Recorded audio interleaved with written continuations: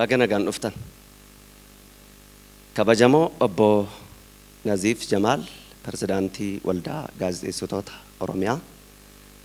Kabajamo obbo Darribii Damusee, Hundeessaa Waldaa Maccaa fi Tuulamaa.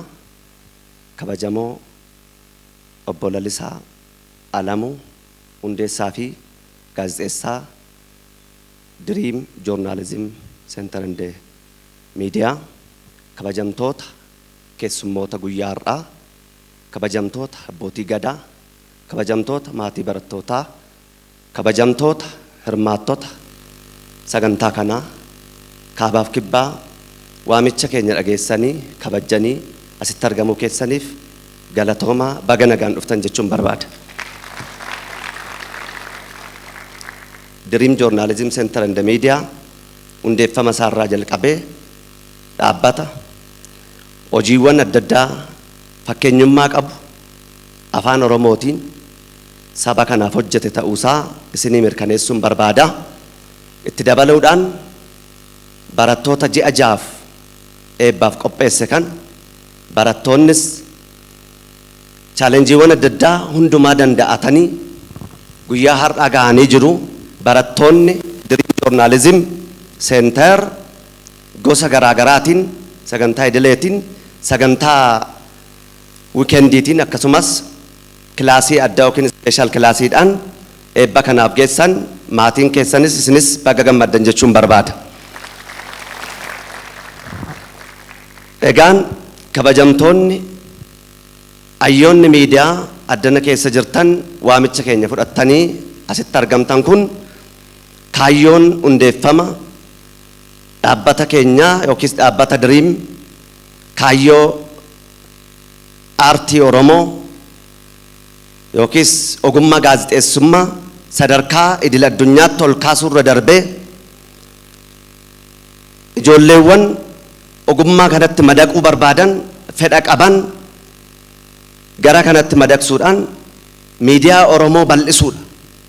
Kanaaf miidiyaan kun kan hundeeffame ji'a 8 kan hin caalle yoo ta'e illee hojiiwwan inni amma asitti barattoota sadarkaadhaan jiran eebbisiisee sadarkaa gosa garaagaraa gulantaa adda addaatiin barattoota 40 eebbaaf qaqqabsiisuun isaa akka waan guddaatti fudhannee jirra jechuudha akka boordii dhaabbata kanaatti.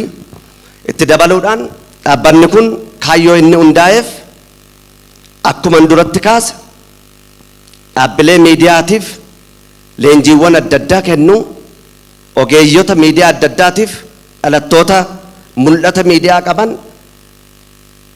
sadarkaa addunyaatti ol kaasuudhaaf dhaabbata hundeeffame jechuudha.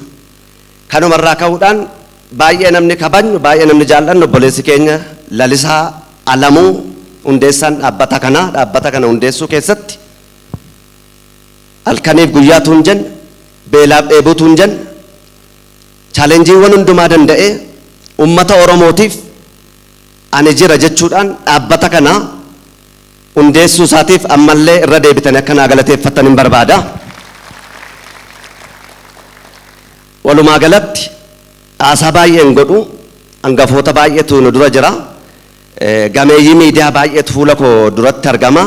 Namoota miidiyaadhaaf afaan keenyaan akka dubbannu afaan Oromootiin mana keenya teenyee akka sagaleedhaan akka dhaggeeffannuuf miidiyaatti namoota aarsaa kaffalan namoota muuxannoo gurguddaa qaban baay'ee addana keessatti affeeramanii jiru waan ta'eef kanaaf walumaa galatti dhaabbanni keenya dhaabbata mul'ata guddaa qabuudha.